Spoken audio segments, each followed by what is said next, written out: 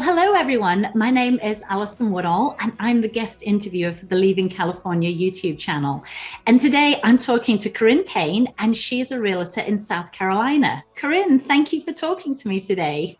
Thank you so much for having me. I'm happy to be here. Well, the first thing I'd like to ask you is whereabouts are you in South Carolina? So I am in the Charleston area. Basically, that covers Charleston City proper and the surrounding suburbs of Charleston, which would be Mount Pleasant, James Island, Johns Island, North Charleston, Goose Creek, and Somerville.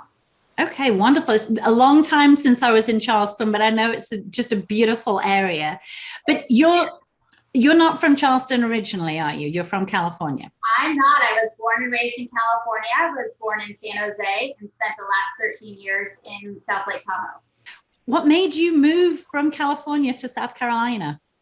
Well, I mean, the biggest thing is my husband and I lived in South Lake Tahoe. He's a chiropractor. We had a thriving practice in South Lake Tahoe, really part of the community. And there's a lot of things I really loved about it. But once we had kids, our priorities sort of changed and what we wanted in the area that we were living in. Cost of living in California, and really just not aligning with some of the politics, not really wanting to raise my kids in an environment where they weren't going to be able to necessarily be successful based on their own merits, and just saddling them with that cost of living with sort of the debt that it was kind of bringing to us, and just always kind of having that be coming down on us. And that sort of became the primary stressor on our family in California. And so we decided that it was time to take our kids somewhere that we wanted to raise them more in line with how we wanted their childhood to be. And so we sold everything in California and moved into a 30-foot motorhome and spent 10 months driving across the country because we had no idea where to go. So we toured 20 different states, met with real estate agents in different states, took tours of the cities that we thought we would like, and landed in South Carolina. And that's when I became a real estate agent. Wow. So that's, I love stories like that. I actually lived in a 30-foot travel trailer. Oh, nice. So you understand how hard it can be. But we had 2 kids and 3 dogs. So it was especially a lot of work, but well worth it. Yeah, I had 2 kids and 1 dog, and I homeschooled for a while, and I loved it. I would never live in a house again. My kids were ready to be, because they were middle school age, they were ready to be in a house. But it is the most amazing experience, particularly if you're not quite sure where you want to move to. Because we moved from Georgia to Florida, and we moved in a rush, and we didn't know if we were going to like Florida and want to stay. So we just thought we'd be in the travel trailer for a couple of months. Well, it ended up being 18 months, and we decided we love Florida, but I think your trip is amazing. Did you have to do a lot of budgeting to be able to take a trip that was that long?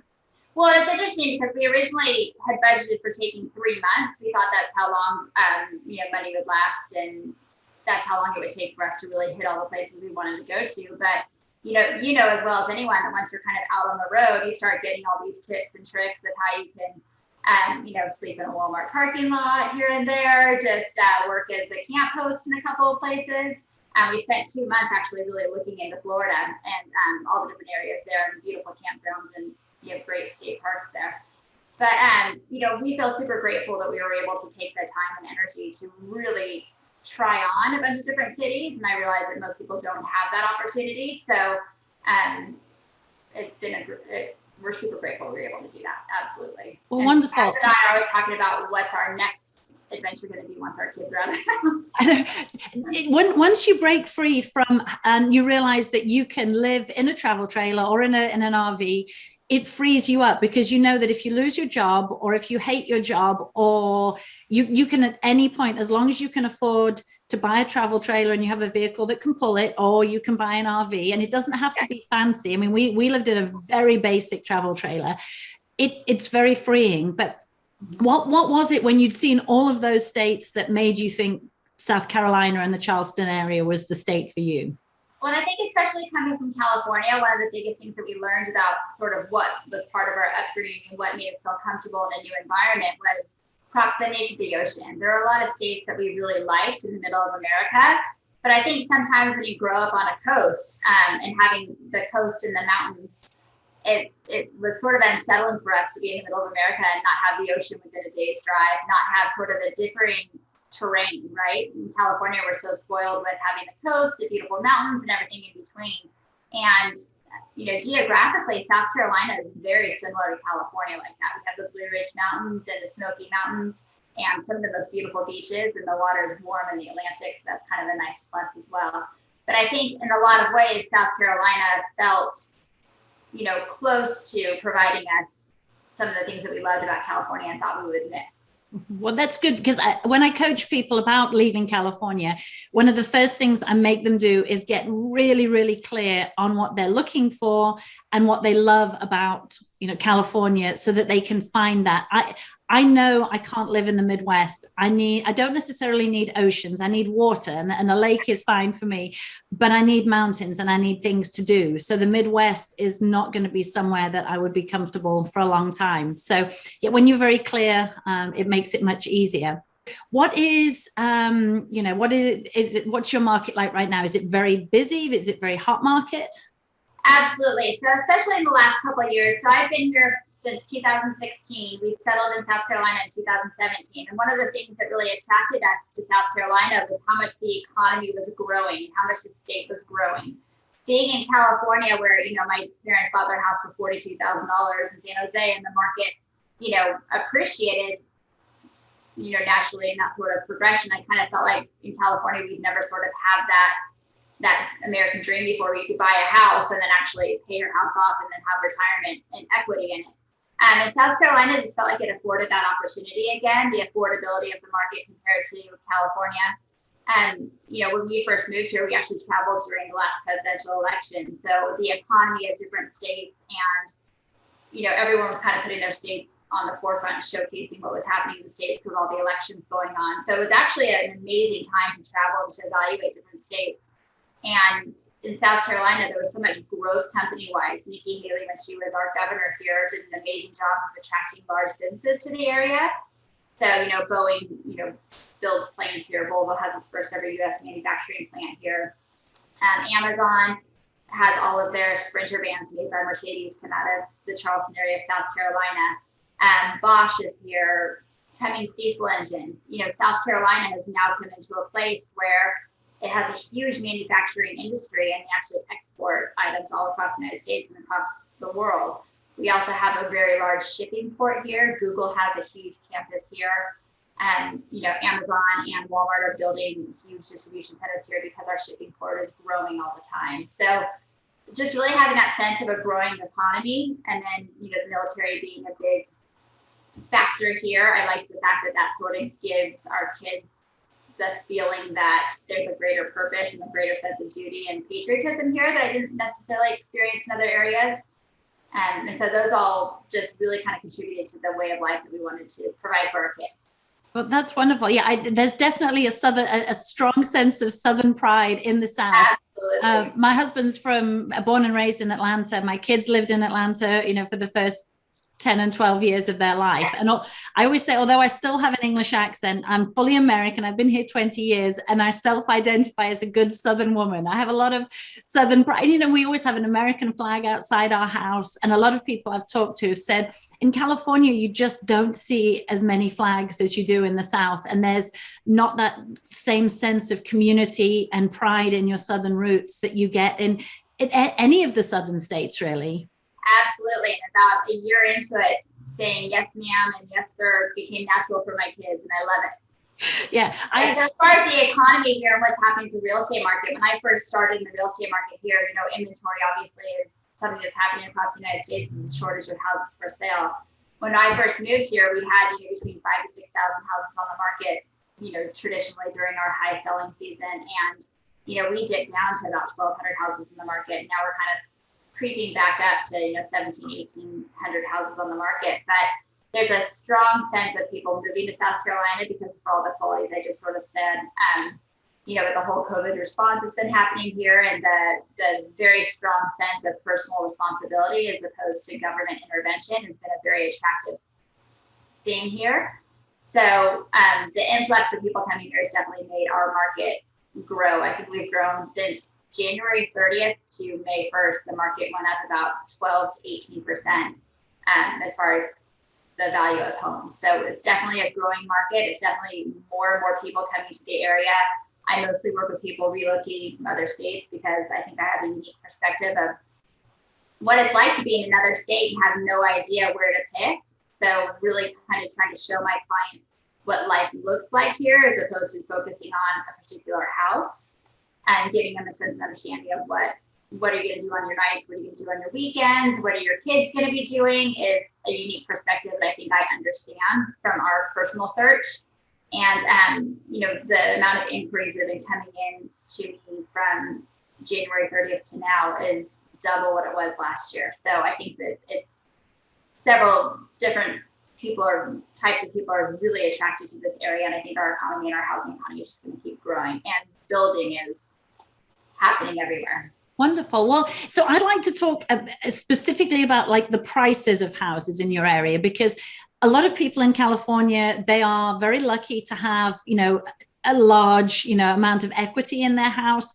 But then there's also people who are desperate to leave, who maybe can't even afford to get on the property ladder in California. So they're looking to move to another state so that they can buy that first home. Do you, in your area, I know there's some areas that have, tend to be much higher priced homes. And then I talked to some realtors who are in more rural areas who do still have houses that are less than 200,000. Do you have a range in your area, or are you more on the kind of the higher price?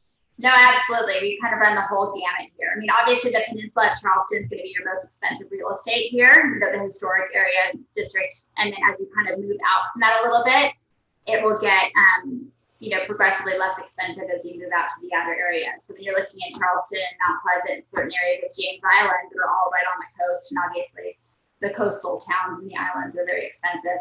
But as you kind of move inland from there, the prices, you can go anywhere from, $175 for maybe a 3-bedroom, 1.5 bath home that was built in the 60s to, having 2 acres and a 4,000 square foot home for the less than $1 million easily. The median house price in the area that I'm in, I actually live in Somerville. I have a 2,800 square foot house that was built in 1999 in one of the, in a country club community. And, we purchased our house for $350,000. It would probably go for $400,000 at this point in time. And that's pretty close to an upper end of a median house price in this area. There's definitely areas where you can find a house for $250,000 to $300,000, a 4-bedroom, 2-bath house. But I think the most important thing to highlight is that my property taxes are under $2,000 a year. I was going to ask you about property taxes because presumably there's state income tax in South Carolina. So when there's income tax, your property taxes are lower, whereas states like Texas, because there's no income tax, property taxes are much higher. So you have good, affordable, and presumably property taxes change depending on whether you're closer to Charleston or further out. Well, and in all honesty, the assessment value in Mount Pleasant, which is a much more expensive area than Somerville, the percentage assessment is actually less than it is in Somerville. So a lot of times here, since we are predominantly, the coastal areas are predominantly tourism based, and let's say North Charleston has a lot of manufacturing and businesses within it, and Somerville is primary residential. You'll have a different assessment per county, and our assessment in Somerville is actually a little bit higher because we don't have as much sales tax revenue, maybe as other areas are. So each county varies just a little bit based on the assessments per county. Okay. But it's pretty negligible. And then, so people who have children are obviously concerned about schools. What are schools like in your area? So within South Carolina, we have a huge amount of rural properties within South Carolina as well. So you have everything from city schools and programs and, areas that offer, associate degrees basically by the time that you finish high school, and cooperative programs, homeschooling, student athlete programs, and then you have rural schools as well. And you can pretty much find a mix of anything that you want within South Carolina based on the needs for your children. And there's a wide spectrum of private schools here too that were much more affordable than what they were in California. Being that we are the holy city and that religious freedom was a big factor of colonization and a huge important thing in South Carolina, that still prevails here. Obviously, we are in the Bible Belt. So a lot of the churches in the area have very affordable private school options as well. The best thing that I always do is I always encourage my clients to join Facebook groups. And when you're looking upon a certain area, obviously it's tough for me to have really an insider perspective on schools anywhere. We all have kind of general general ideas of what's happening in certain areas, but the best way to do it is just to pop into those Facebook groups and ask specifically from parents who have kids in those schools and see what programs they offer and what kind of curriculum they offer. That's always the best resource, but there's, unlimited options here. Okay, wonderful. And then I have to ask about the weather, because people in California are always really concerned about humidity, which makes me laugh so much. I just went through my very first earthquake and it was completely unexpected. I was literally sitting at my desk and everything started shaking. Whereas at least with humidity and storms and things like that, you know when they're coming for weeks out. Yeah. And they're coming from, I grew up in San Jose during Loma Prieta and, saw the devastation that happened with that, and living in Tahoe, obviously wildfires. When those things happen, you don't have an opportunity to go back to your house necessarily and get anything out of it, or your pets. Or here we hear about hurricanes coming for weeks before they ever arrive here, and you have the ability to make a plan to do what's best for your family, if that's moving to another location or getting gas for your generator and sticking it out. But we're actually pretty sheltered from hurricanes in the Charleston area. I think that we get kind of a bad rap about it. If you look on the top 20 places that hurricanes actually hit, they very rarely hit the Charleston area because they tend to hit, where they contact land, and we're kind of tucked in a little bit. So surprisingly, hurricanes are not a huge concern here, which was a welcome thing to hear about. But I would rather know about a storm coming out 2 weeks out than having a wildfire and having no notice. So it's been, I think everywhere has a natural disaster or something that is a con to it potentially. And I'll happily trade that for earthquakes and wildfires. I would agree with you. Someone said to me once that wherever you live, there's 3 months out of the year that are not that much fun. If you live in the northern states, it's when, there's snow and ice. If you live in the south, it can be a little bit humid. There may be hurricane season. But living in a travel trailer for 18 months in Florida, nobody worries about hurricanes, because like you say, that you get all that warning. Same thing with, humidity. That the 3 months of summer are going to be a little bit more humid. But if your cost of living is, so much better than California, or if your lifestyle is better, or you feel politically free, or whatever it is that is motivating you to move, a little bit of humidity or the occasional storm, is very dealable, as opposed to me sitting here and the earth moving. It was the craziest feeling.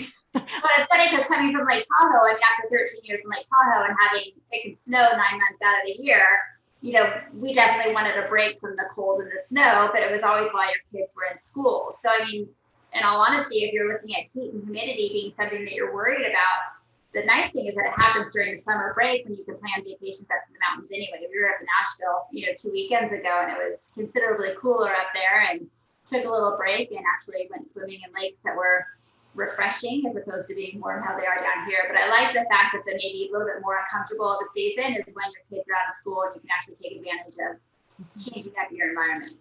Well, wonderful. So was there anything that was unexpected about South Carolina that you weren't expecting, that was either a bonus, or are there any downsides to South Carolina? I think coming from California, you're always worried about the stigma that people aren't going to be accepting that you're from California. And for whatever reason, before we went on our trip across the United States, Charleston was not on my radar at all, because I had this perception that if I wasn't from Charleston or from the South, then I would never really fit in. And that could not be less true. I think in probably 4.5 years of living here, I've maybe met less than 20 people that are actually from even South Carolina.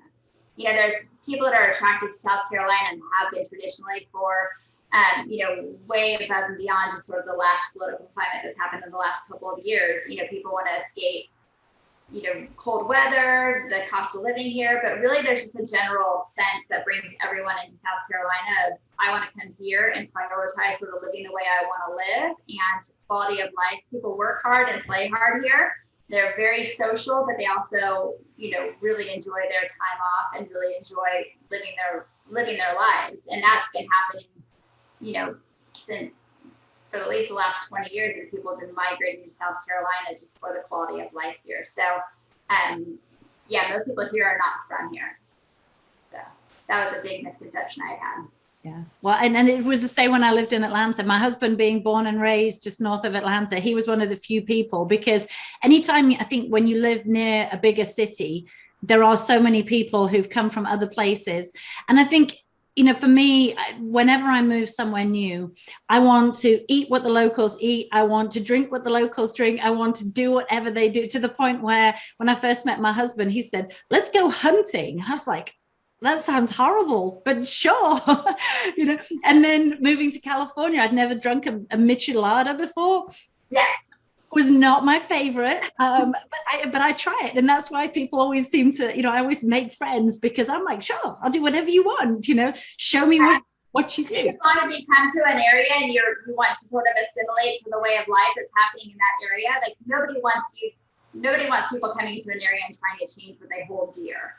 And so I think that's sort of the big takeaway from it, is that, whenever people ask me where I'm from, I say I'm from California, and they go, well, why would you leave? And I'm like, well, quality of life. I love it in South Carolina. They're like, well, congratulations, you're right. So I think as long as you're not wanting to come to a state and really focus on, bad mouthing the state, then you're going to be welcomed with open arms. At least that's been our experience. Yeah, that's been my experience too, everywhere I've lived. So, well, wonderful. So if someone wants to work with you, I'm going to put your contact information wherever you're watching this video, but what's the best way? Do you have a cell phone? Do you have an email? How do you like to be? Absolutely. I kept my California area code. So my 530-318-5656 is my phone number still. So text me, call me, email me. And in all honesty, obviously I work in the Charleston market, but feel free to contact me about my experience, going anywhere else. And I'm just happy to help. I know that when we were leaving, I felt very alone in making the decision. So anything that I can do to provide information to help you and your family, find a better quality of life or find what you're searching for, I'm happy to do that. So reach out for anything. Wonderful. Well, thank you so much for talking with me today. Thank you as well. I really appreciate the opportunity.